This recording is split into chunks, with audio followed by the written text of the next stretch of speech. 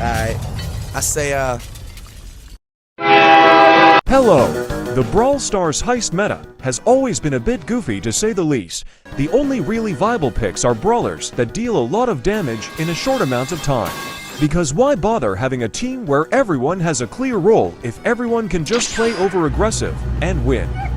However, there's a brawler who is literally built for heist and nothing else. And I'm not talking about Colette, even though I would really like to do that. You saw the title and thumbnail. I'm talking about Chuck. He's one of those aggressive heist brawlers from earlier.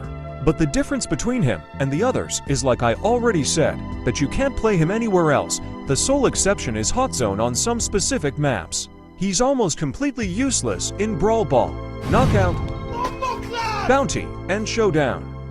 And that's because of how he was designed. But in this video I want to explain him and try to rework him as best as I can to not be a one-trick pony that's only really usable in heist. Also, this is a video suggestion from RT Brawl Stars. Thank you, RT. What is wrong with you? Why are you blue?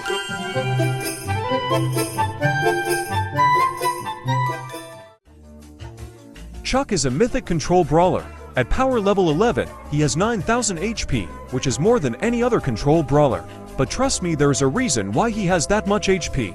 With his main attack, he fires 3 mid-range smoke clouds that not only pierce through people, but also deal more damage the closer an enemy is. At point-blank range, each cloud deals exactly 1,080 damage, while at maximum distance, the damage drops to 626 per cloud. The total damage can also vary depending on whether you're moving toward the enemy or if they're moving away from you. But as long as you aren't playing against brawlers who can outdamage you, you should try to get as close as possible so you don't lose too much damage from the fall off. His super is where he becomes a lot more interesting. You get it every 5 seconds automatically due to his time trait, and you charge it even faster by hitting your shots. After you charged it, you can throw a pole like this. If you throw this pole onto an enemy, you deal 800 damage to them, and you knock them back for a second, which is basically like a stun. You can now dash into the direction, and on top of that pole dealing 3,500 damage to anyone standing on your way. That's a lot of damage, but it gets even better. You can place up to 3 poles at the same time, and as long as they're in range of each other, and there aren't any walls between them, you can have a train track that can change directions depending on how you placed your poles. You can also drive over water for some reason. In theory, this is a perfectly fine ability, but in practice, there are multiple reasons why it isn't balanced at all. Because once you've built your track, you should usually have a lot of mobility, but you're also very predictable. What I mean by this is that as long as you aren't constantly rebuilding your poles, the route will always stay the same.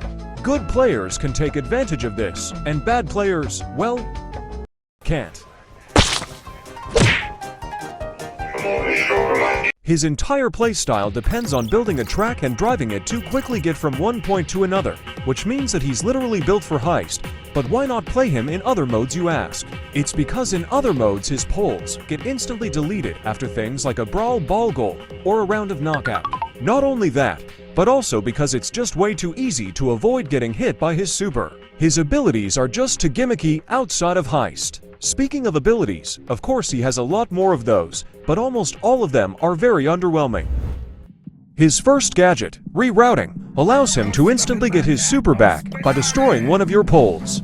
More specifically the one closest to you, but you can only activate it if you didn't charge your super yet, if you're in its radius, and as long as there are no walls between you and the pole you want to remove. As you can probably guess, this ability is not only useful for changing your route mid-game, this is big brain time, but also for connecting your poles if you misplaced one or set them too far apart. It has a 10-second cooldown, and honestly, it's not that bad for what it is, but I feel like in the best case scenario, you'll use it once or twice a match, and if you don't misplace a pole, it's almost useless. You can get some value out of it, but honestly, its use cases feel way too specific. With his second gadget, Ghost Train, his next super can travel through walls. This gadget gets used way less, even though I don't think it's that bad. But because no one really uses it, you can catch people by surprise, or like a wise man once said, catch them with their pants down. Its cooldown, however, is way too long. Chuck's star powers also both have a lot of problems. His first one, Pit Stop, is very simple. You can place one more pole that behaves just like his other three. With it, you can build a longer track, or just spam your poles around the objective more effectively. One more pole means having more mobility, and having a lot more control over the map. Plus you could travel from your team's safe to the enemy's safe in less than 3 seconds, just by placing a fourth pole. There's a reason why its pick rate is 80%. All in all, a great star power. Unfortunately, the same thing can't be said about his second star power. Tickets, please! Every time you drive over an opponent, you steal 33% of their maximum ammo, usually 1 ammo bar.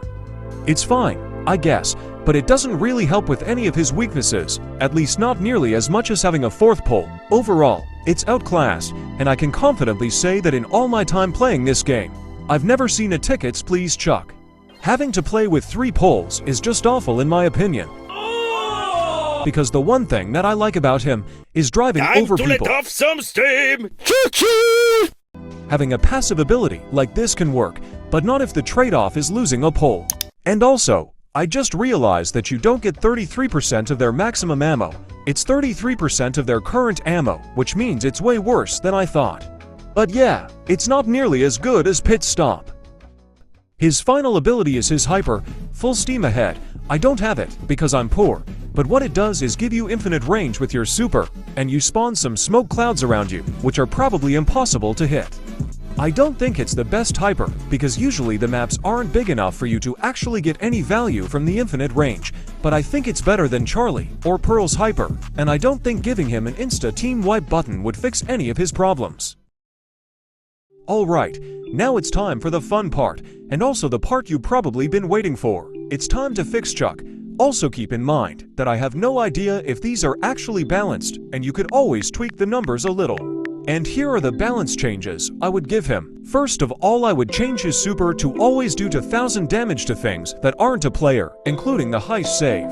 I stole this idea from Colette, and it would be a huge nerf for him, but I feel like he needs something like this to not be as good in heist as he currently is.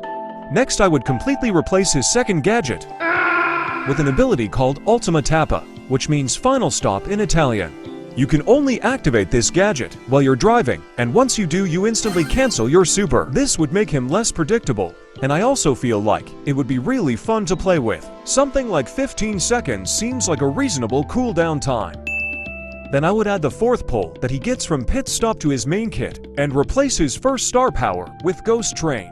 What? What I mean by this is that to replace Pit Stop, I would just take the concept of Ghost Train and turn it into a star power once you equip it. You can now dash through walls at all times, but the downside is that your super can't damage enemies anymore. This gives him way more mobility, but makes him weaker in heist. And the final change I would make is reworking tickets please. Instead of giving you a pitiful 33% on hit, it now gives their entire ammo bar, but only on kill. And the more I talk about this new Chuck, the more I want to play him. The biggest problem I have with him is how little variety he has in his kit and in the modes he's good in. I think this would solve a lot of his problems, but it might also come with 10 new ones. I'm really curious to see your opinions to my rework in the comments. And I also hope you enjoyed the video. Just for good measures, here's the abilities I usually use, and thank you again for the idea. Goodbye.